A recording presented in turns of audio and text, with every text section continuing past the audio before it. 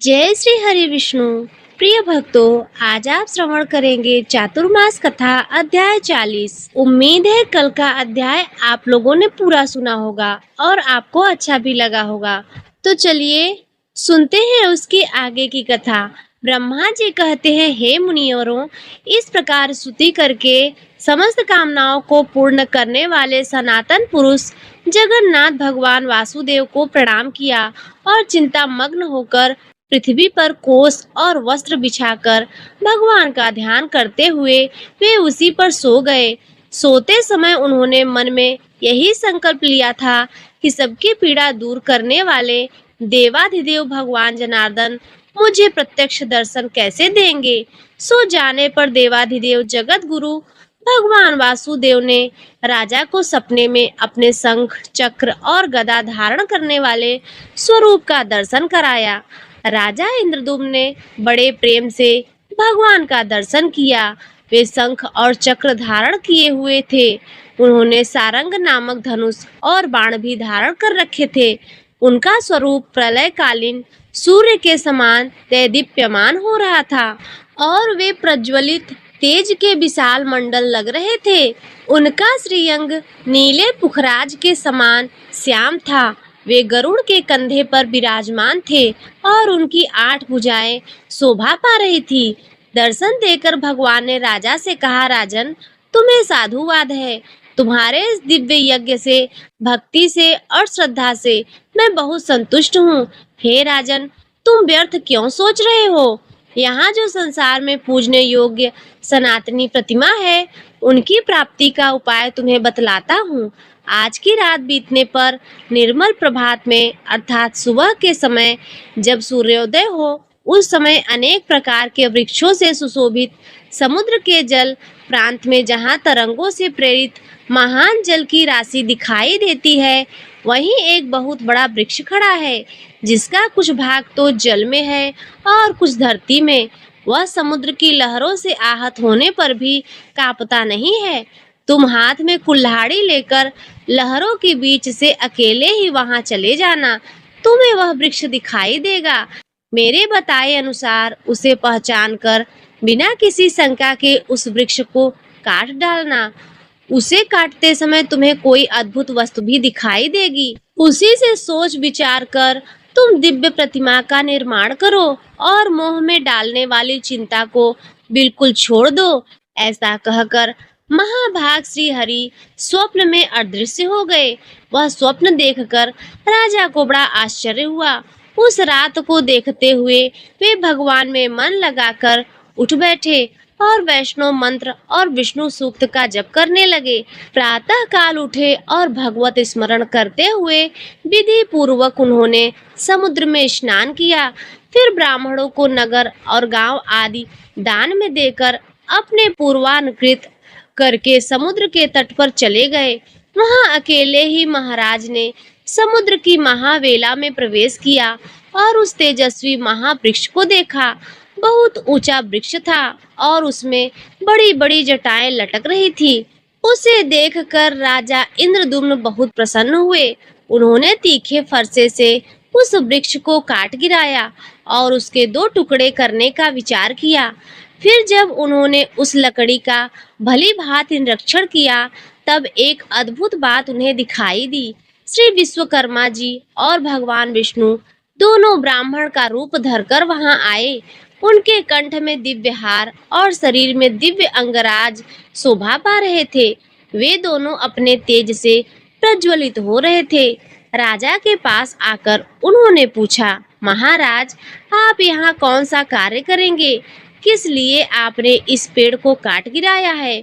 उन दोनों की बात सुनकर राजा बहुत प्रसन्न हुए।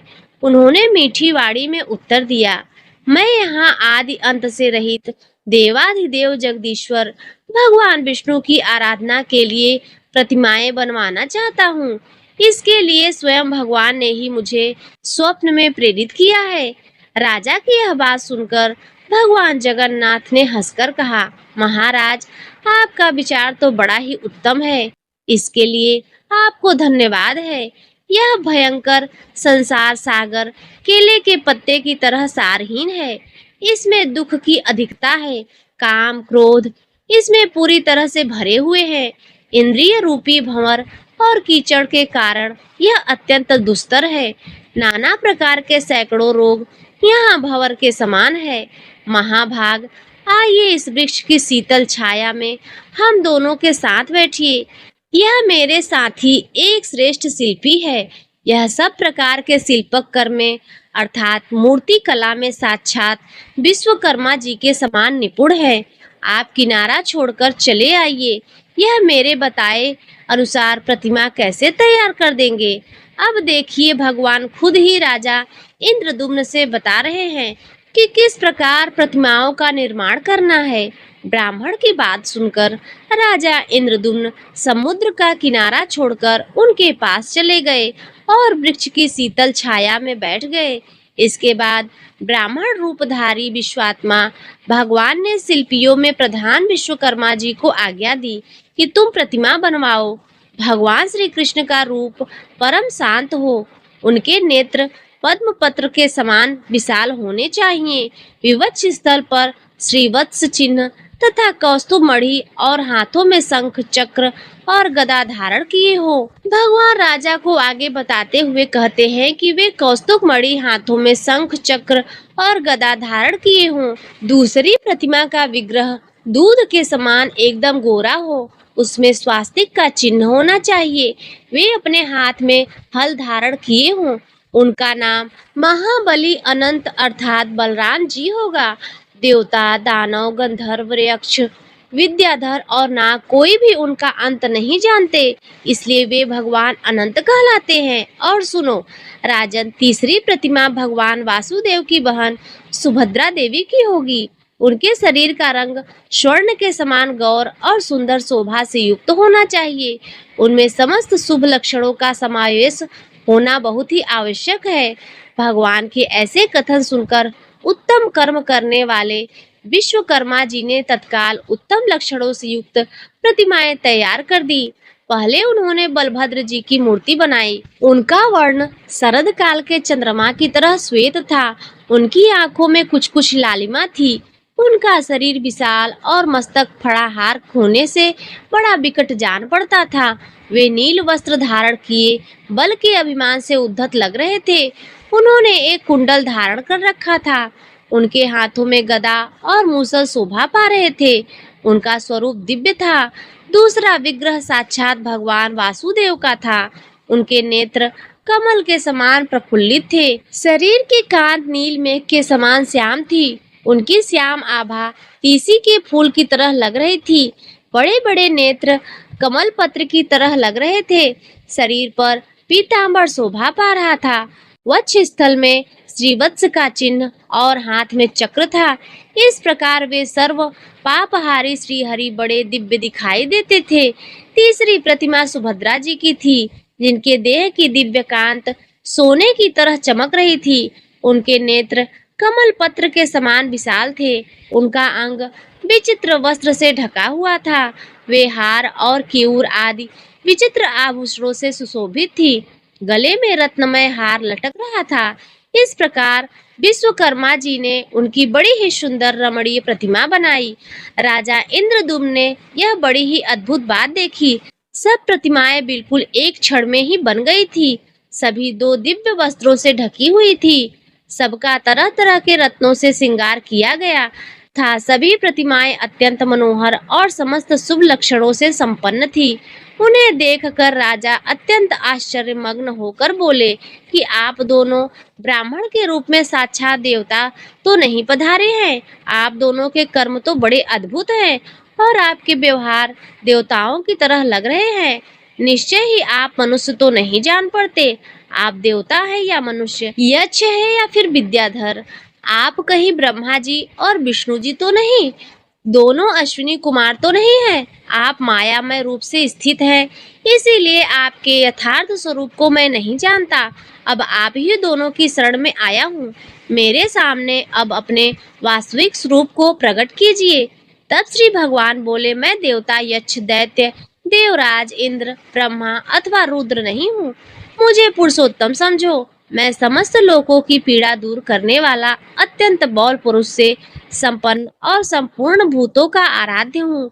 मेरा कभी अंत नहीं होता, जिसका सब शास्त्रों में उल्लेख किया जाता है, वेदांत ग्रंथों में वर्णन मिलता है, जिसे योगी जन ज्ञान गम्य और वासुदेव कहते हैं। वह परमात्मा मैं ही हूँ। स्वयं मैं ही ब्रह्मा हूँ, मैं ही विष्णु हूँ और मैं ही शिव। मैं ही देवराज इंद्र तथा मैं ही जगत का नियंत्रण करने वाला यम हूँ। पृथ्वी आदि पांच भूत त्रिविध, अग्नि जल आदि वरुण, धरती और पर्वत भी मैं ही हूँ। संसार में जो कुछ भी वाणी से कहा जाने वाला स्थावर जंगम भूत है, वह मेरा ही स्वरूप है और यह चराचर विश्व मेरे अलावा कुछ भी नहीं है। राजन, मैं तुम पर प्रसन्न हूँ। सुव्रत, मुझसे वर मांगो। तुम्हारे हृदय में जो भी इच्छा हो वह मैं तुम्हें अवश्य दूंगा। जो पुण्यवान नहीं करते हैं उनको तो स्वप्न में भी मेरा दर्शन नहीं होता, और तुम्हारी मुझ में दृढ़ भक्ति है। राजन, तुमने मेरा प्रत्यक्ष दर्शन किया है। भगवान वासुदेव के ऐसे वचन सुनकर राजा के शरीर में रोमांच आ गया। वे इस प्रकार स्तोत्र गान करने लगे। हे लक्ष्मीकांत, आपको नमस्कार है। श्रीपति, आपके दिव्य विग्रह पर पीत वस्त्र शोभा पाता है।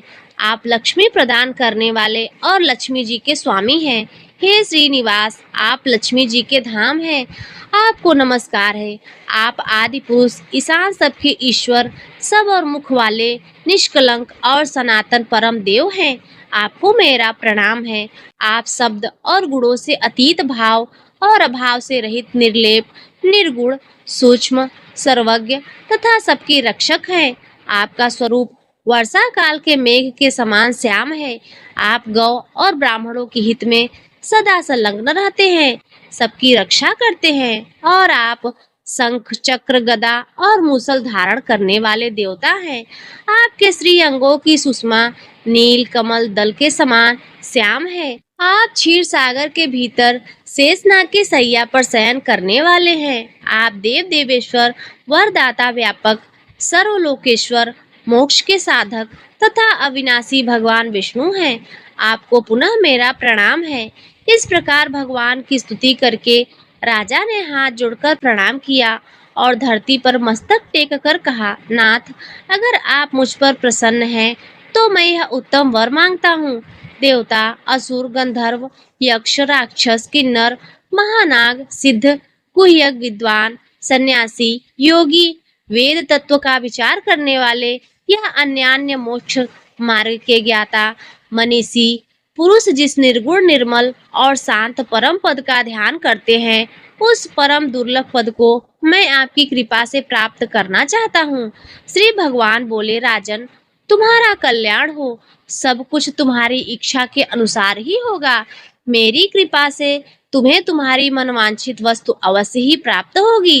राजन, तुम 1900 वर्षों तक अपने अखंड साम्राज्य का उपभोग करोगे। इसके बाद उस दिव्य पद को प्राप्त होगे जो देवता और असुरों के लिए भी दुर्लभ है, जिसे पाकर सब मनोरथ पूर्ण हो जाते हैं, जो शांत, गूढ़, अव्यक्त, अव्यय, पर से भी सूक्ष्म, निर्लेप, निष्कल, ध्रुव, चिंता और शोक से मुक्त तथा कार्य और कारण से वर्जित ज्ञेय नामक परम पद है। उसका तुम्हें साक्षात करवाऊंगा। उस परम आनंदमय पद को पाकर तुम परम पद अर्थात मोक्ष को प्राप्त हो जाओगे। राजन, इस पृथ्वी पर जब तक बादल पानी बरसाते रहेंगे, जब तक आकाश, चंद्रमा, सूर्य और तारे दिखते रहेंगे, जब तक सात समुद्र और मेरु आदि पर्वत मौजूद रहेंगे, तथा जब तक दैव योग में देवताओं की सत्ता बनी रहेगी, तब तक इस भूलोक पर चारों ओर तुम्हारी अक्षय कीर्ति छाई रहेगी। तुम्हारे यज्ञ से प्रकट होने वाला तालाब इंद्रदुम्न सरोवर के नाम से प्रसिद्ध होगा। इसमें एक बार स्नान करके भी मनुष्य इंद्रलोक प्राप्त कर सकते हैं। जो इस सरोवर के सुंदर तट पर पिंड दान करेगा, वह अपनी 21 पीढ़ियों का उद्धार करके इंद्रलोक को जाएगा और वहां विमान पर बैठकर अप्सराओं से पूजित होकर गंधर्वों के गीत सुनता हुआ 14 इंद्रों की आयु पर्यंत निवास करेगा।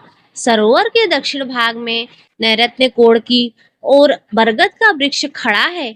उसके पास में केवड़े के वन से ढका हुआ एक मंडप है जो नाना प्रकार के वृक्षों से व्याप्त है।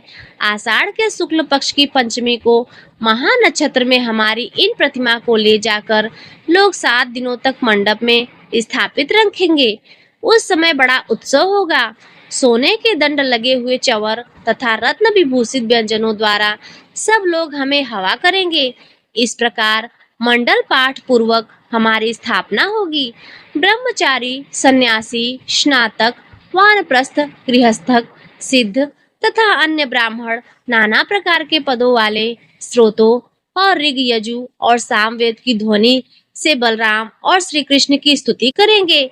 उस समय जो मनुष्य भक्ति पूर्वक मेरी स्तुति, दर्शन अथवा नमन करेगा वह श्री हरि के शोभायमान धाम में विराजेगा।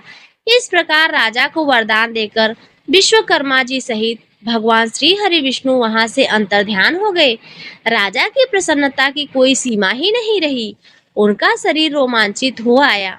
उन्होंने भगवान के दर्शन से अपने आप को कृतकृत्य माना। इसके बाद श्री कृष्ण, बलराम और वरदानी सुभद्रा जी को मड़ियों से जड़े हुए विमानों के आकार के रथों में बिठाकर वे बुद्धिमान राजा, अमात्य और मंत्रियों सहित मंगल पाठ तथा गाजे बाजे के साथ ले आए और उन्हें परम मनोहर पवित्र स्थान में पधराया।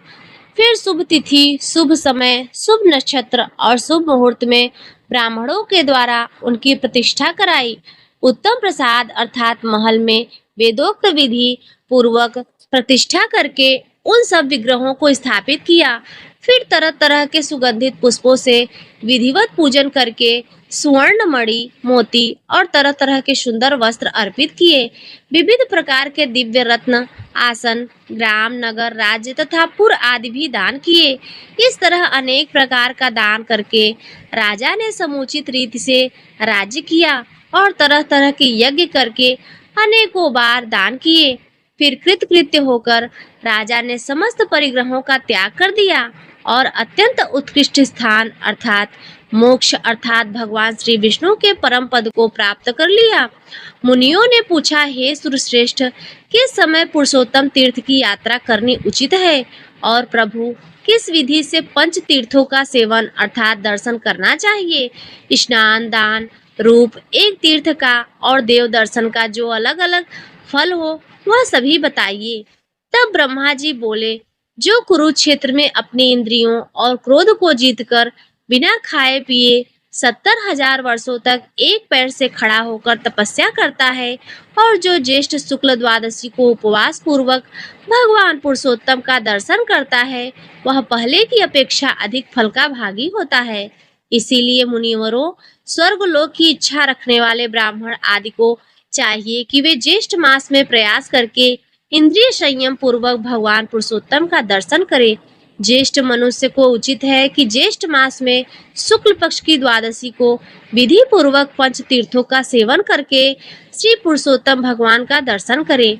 जो ज्येष्ठ की द्वादशी को अविनाशी देवता भगवान पुरुषोत्तम का दर्शन करते हैं वे विष्णु लोक में पहुंचकर फिर कभी वहां से नीचे नहीं गिरते। इसीलिए ज्येष्ठ में प्रयत्न पूर्वक वहां की यात्रा करनी चाहिए और वहां पंच तीर्थ सेवन पूर्वक पुरुषोत्तम का दर्शन करना चाहिए। जो अत्यंत दूर होने पर प्रतिदिन भक्ति पूर्वक भगवान पुरुषोत्तम का कीर्तन करता है वह शुद्ध चित्त होकर भगवान विष्णु के धाम में जाता है। जो श्रद्धा पूर्वक एकाग्रचित होकर श्री कृष्ण के दर्शनार्थ यात्रा करता है वह सब पापों से मुक्त होकर भगवान विष्णु के लोक में जाता है। जो इंद्र दूर से भगवान पुरुषोत्तम के प्रसाद शिखर पर स्थित नील चक्र का दर्शन करके उसे भक्ति पूर्वक प्रणाम करता है वह मनुष्य सहसा पाप से मुक्त हो जाता है। तो प्रेम से बोलिए विष्णु भगवान की जय, चातुर्मास महात्म्य की जय, धर्म की जय हो और अधर्म का नाश हो, प्राणियों में सद्भावना हो और विश्व का कल्याण हो।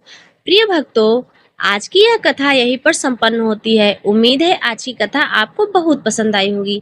अगर पसंद आई हो तो इस वीडियो को लाइक कर दीजिए, चैनल पर पहली बार आए हो तो सब्सक्राइब कर लीजिए और कमेंट में जय श्री हरि विष्णु अवश्य लिखिए।